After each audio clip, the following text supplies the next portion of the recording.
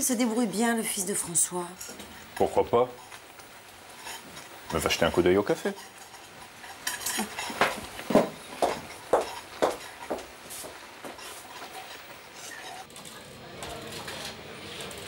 Tiens, regarde.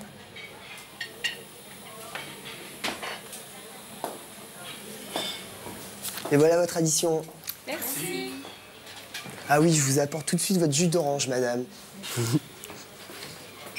Alors, un thé, une bière, ça fait 26 francs 50. Oh, excusez-moi, 4 euros.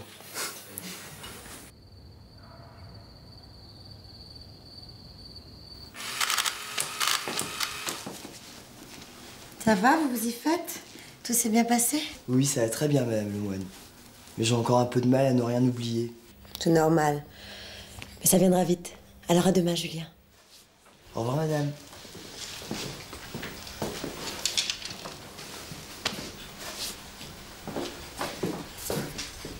Ça a bien marché ce soir.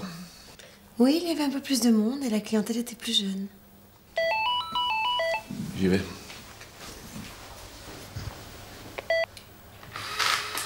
Oui, très bien. Oui. Au revoir. C'était François. Il voulait savoir comment Julien s'est débrouillé et si on pensait le garder. Je lui ai dit oui, bien sûr. 20 couverts en semaine, c'est pas mal. Ouais. On a fait 4500 francs. On va pouvoir faire réparer la chaudière. Non, si tu commences comme ça, on ne va pas les garder longtemps, nos bénéfices.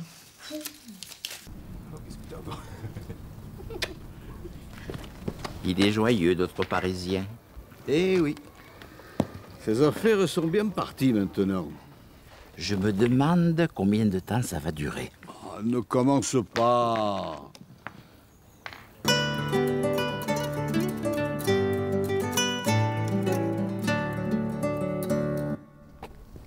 Bonjour Joseph. Bonjour Raymond. Bonjour, monsieur le moine. Ah, ne m'appelez pas le moine. Appelez-moi Bernard. On se connaît bien maintenant.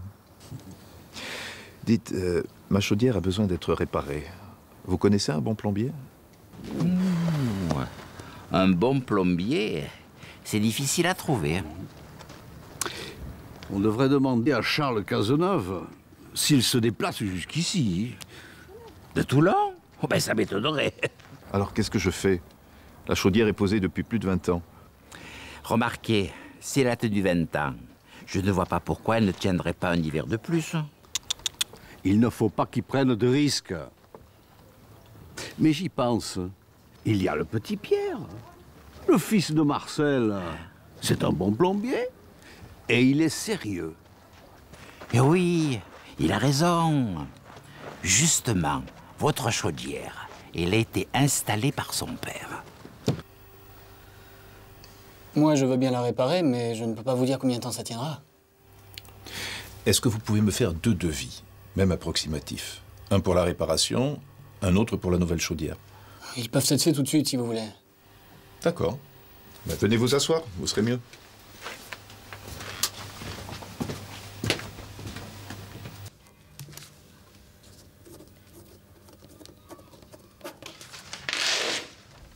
Tenez, voilà vos devis, à quelque chose près. Je me demande ce qui est le mieux. Il n'y a pas une énorme différence de prix. Ah, il vaut mieux la changer, je crois. Vous pouvez le faire quand? Oh, le temps de la commander, disons dans une dizaine de jours. Je vous téléphonerai. D'accord.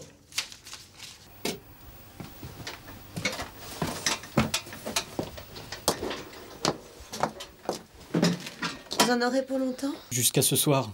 Je pensais venir plus tôt, mais j'ai été retenu sur un chantier. Dites, pourquoi vous ne m'avez pas dit que vous alliez quitter le village? Ça ne valait peut-être pas la peine de changer la chaudière? Quitter le village? Qui vous a raconté ça?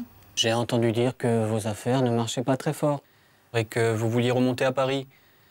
Remarquez, moi, je ne veux pas me mêler de ce qui ne me regarde pas. Quitter le village? J'aimerais bien savoir qui peut raconter ça. Un jaloux? C'est bon signe. C'est que nos affaires commencent vraiment à bien marcher.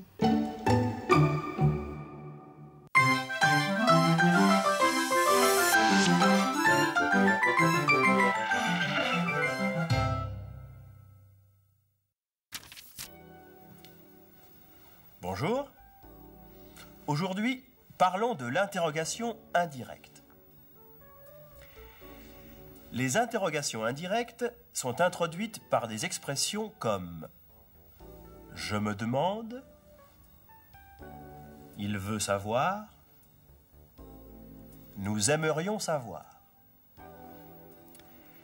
Prenons des exemples. Combien de temps est-ce que ça va durer? En interrogation indirecte, cette phrase devient « Je me demande combien de temps ça va durer. » On garde l'expression interrogative « combien de temps ?» Une autre phrase. Est-ce qu'il se débrouille bien, le fils de François? Devient Je me demande s'il se débrouille bien, le fils de François.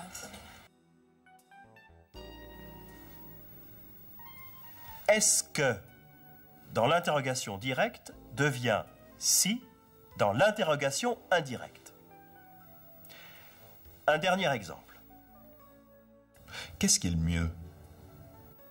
Devient. Je me demande ce qui est le mieux.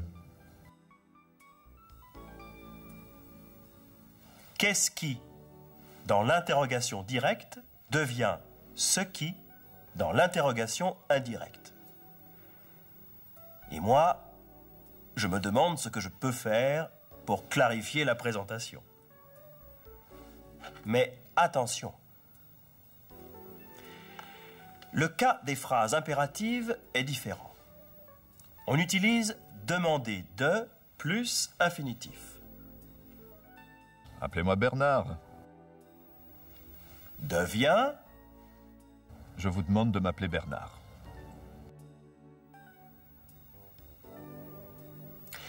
Enfin, si c'est une autre personne qui rapporte ces paroles, la phrase devient « Il leur demande de l'appeler Bernard ».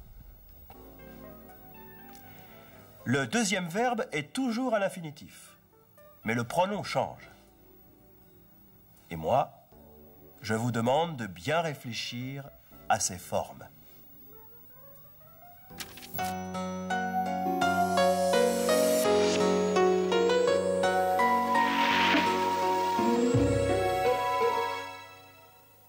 Ça va, vous vous y faites? Tout s'est bien passé?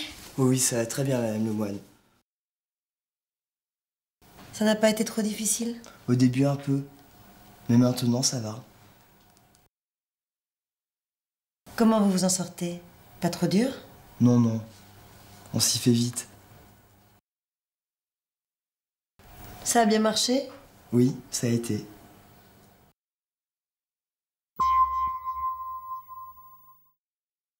Oui, c'est normal, mais ça viendra vite. Ne vous en faites pas, vous apprendrez vite. Je vous fais confiance, vous y arriverez. Je ne me fais pas de soucis pour vous.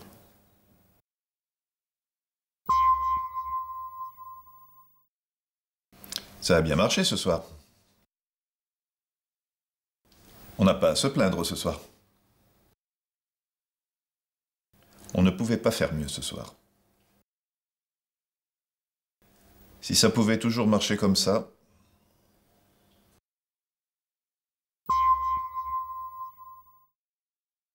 Remarquez, moi, je ne veux pas me mêler de ce qui ne me regarde pas. C'est vous que ça regarde, hein. Vous savez, ce n'est pas mon problème. Je vous dis ça, mais ce ne sont pas mes affaires.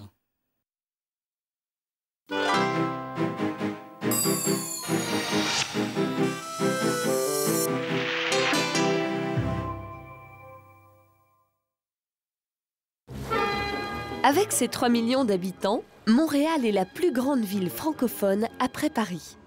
Elle est située sur l'estuaire du Saint-Laurent, par où sont arrivés les explorateurs français au XVIe siècle. C'est une ville où tout est double. 2 drapeaux,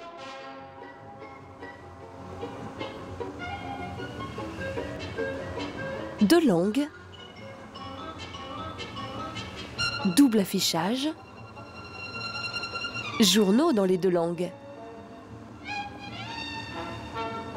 Double système bancaire.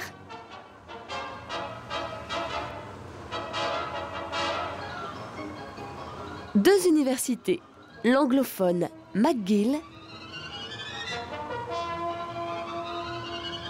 et l'Université du Québec à Montréal, la francophone.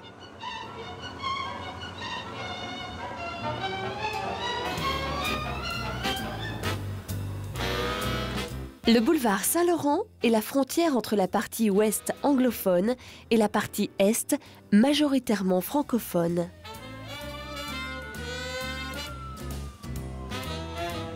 La devise « Je me souviens » rappelle la découverte du Québec par les Français.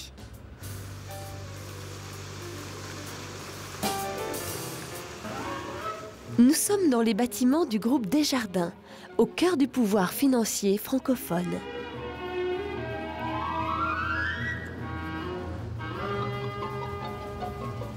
Pour les Canadiens de langue française, le nombre 101 est un nombre magique. C'est celui de la loi qui impose que les affichages soient tous faits en deux langues, avec l'obligation d'inscrire le français en premier dans les affichages publics.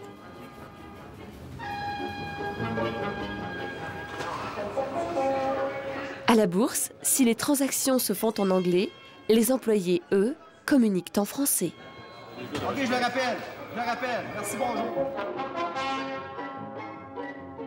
Et les nouveaux immigrants reçoivent gratuitement des cours de français.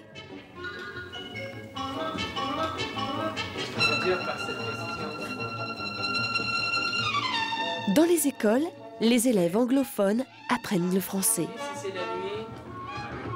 Les cafés sont des bastions de la culture française et chanteurs et écrivains maintiennent les traditions populaires. Dans cette ville du XXIe siècle, un Canadien sur deux est bilingue.